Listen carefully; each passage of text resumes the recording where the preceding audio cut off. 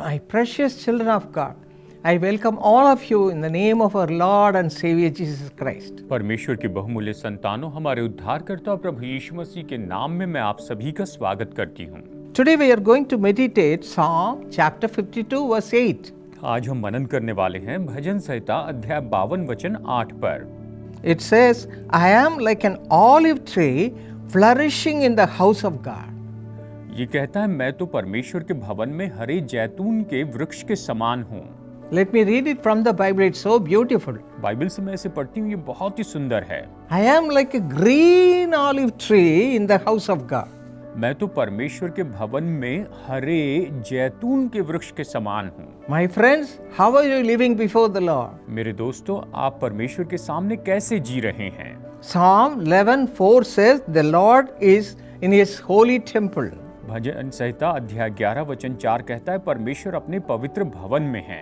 And also, if you read 1 Corinthians chapter 3 verses 16 and 17, it says, do you know that you are the temple of God and that the Spirit of God dwells in you? पहला कुरिन्थियों अध्याय 3 वचन 16 और 17 कहता है, क्या तुम नहीं जानते कि तुम परमेश्वर का मंदिर हो और परमेश्वर का आत्मा तुम में वास करता है? Just like a green olive tree, you will receive the power of God and the blessing of God, and you will become a temple of God. और आप उस हरे जैतून के पेड़ के समान आप परमेश्वर की सामर्थ्य, उसकी आशीष पाएंगे और आप परमेश्वर का भवन बन जाएंगे। 2 Corinthians chapter 6 verse 16 and Ephesians chapter 2 verse 21 says that. दूसरा कुरिन्थियों और इसके साथ साथ में इफिसियों अध्याय 2 वचन 21 यही तो कहता है, You can be a green olive tree. आप हरे जैतून के पेड़ के जैसे हो सकते हैं। That means prosperity. इसका मतलब संपन्नता।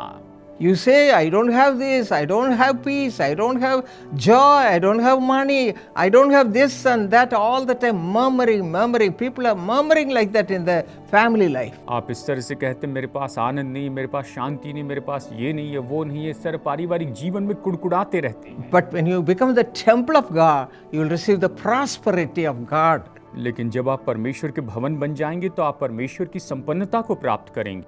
Haggai chapter 2 verse 7 says, I shall fill this temple with glory. हग्गई अध्याय 2 वचन 7 कहता है कि मैं इस भवन को अपनी महिमा के तेज से भर दूंगा। When you become the temple of God, the Holy Spirit will come and dwell in you and with you.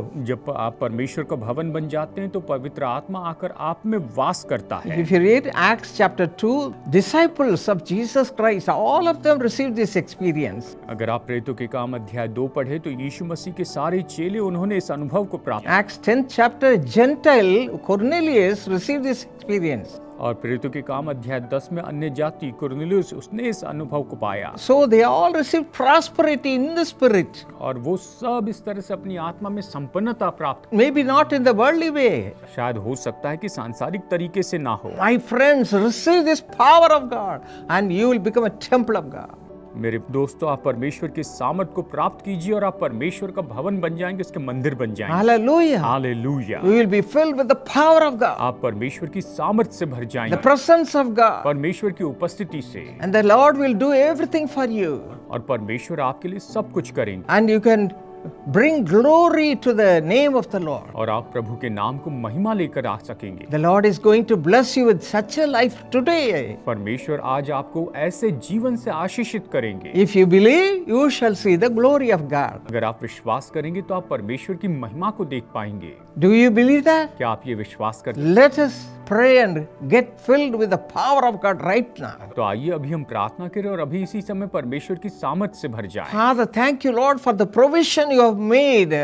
पिता, आपने जो प्रयोजन किया है उसके लिए आपका धन्यवाद करते हैं। For the Holy Spirit, पवित्र आत्मा, for making us the temple of God. कि आपने हमें पवित्र परमेश्वर का भवन Your children are watching you, Father. पिता, आपकी संतान देख रहे हैं। So many people say they don't have peace. बहुत से लोग कहते हैं कि इनके पास कोई शांति नहीं, They don't have joy. इनके पास कोई आनंद नहीं, They don't have any blessing. इनके पास कोई आशीष नहीं। But Lord, let fill them with the power of God right now. लेकिन प्रभु, आप अभी इस समय इन्हें परमेश्वर की सामर्थ से भर दीजिए। Let every home receive this power of God. हर एक घर परमेश्वर की सामर्थ को प्राप्त Every individual receive this power power of God. हर एक व्यक्ति परमेश्वर के सामर्थ को प्राप्त Let them shine for your glory. और यह आपकी महिमा के लिए तेजोमय हो। In Jesus' name we pray. यीशु के नाम में मांगते हैं। Amen. आमीन।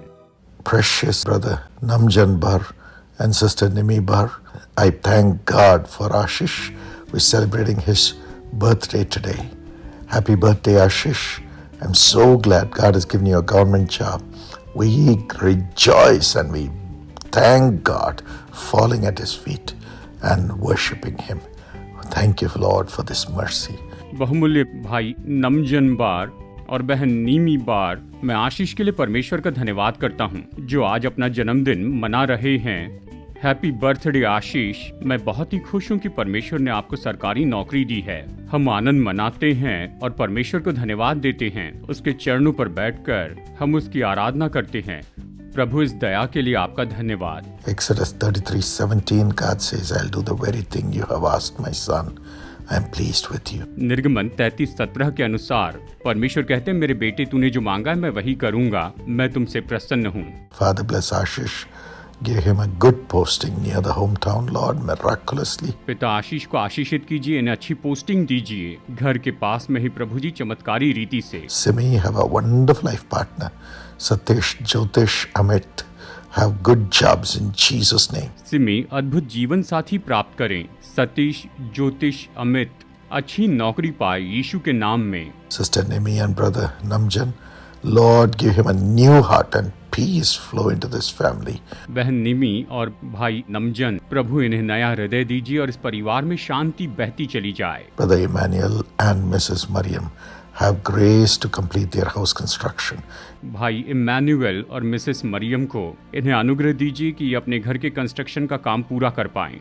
Priya and Sonia, a blessing in the job and wonderful life partners. प्रिया और सोनिया नौकरी में आशीष पाए और अद्भुत जीवन साथी से आशीषित हो। In the name of Jesus, Amen. God bless you. यीशु के नाम में आमीन। प्रभु आपको आशीष दे।